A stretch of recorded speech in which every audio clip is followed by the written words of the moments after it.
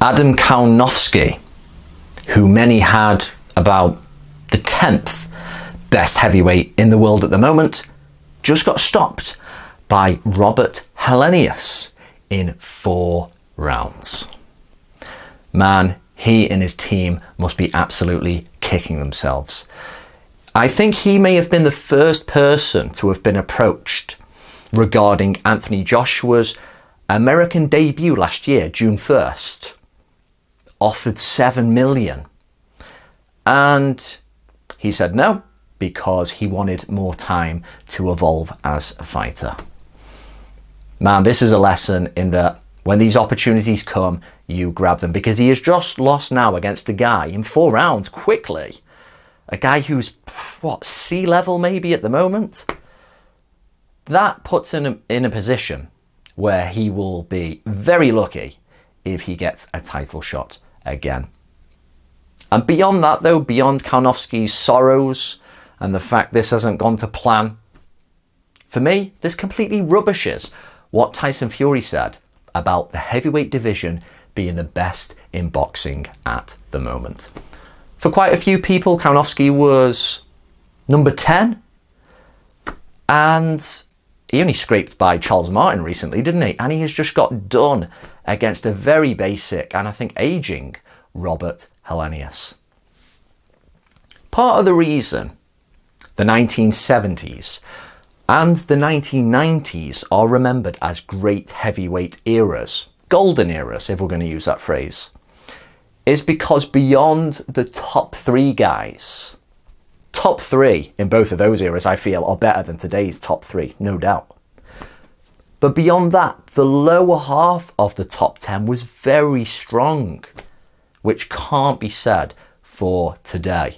I mean, after like White and Parker, you've got a really old Ortiz, a really old Povetkin.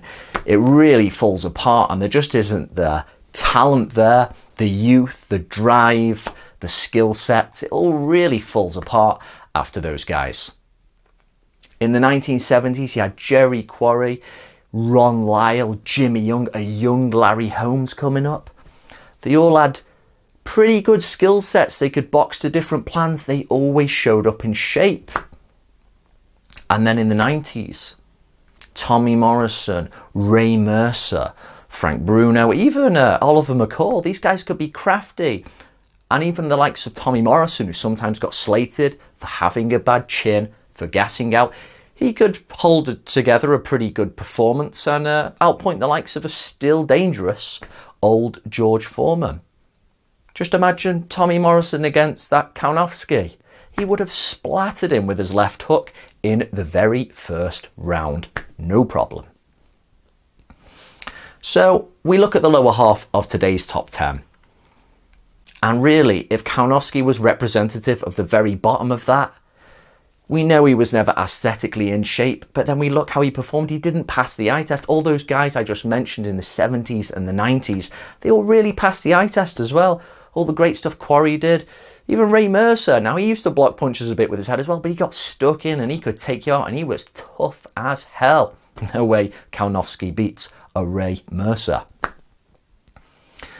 Now the shape these guys are in, like what's going on, it's more and more common these days and has been for the past 10 years or more, for these guys just not to be in shape. We know we've had fat heavyweights in the past, but look at say like an Andy Ruiz. Yeah, he'll never be body beautiful, but the shape he came up in the Joshua rematch, it's unacceptable.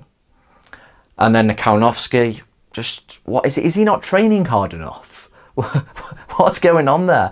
Because surely your genetics cannot be so crap that you've got moves and weird love handles if you're training to try and be a competitor, a contender to any kind of heavyweight title. Respect to anybody, of course, whoever gets in the ring.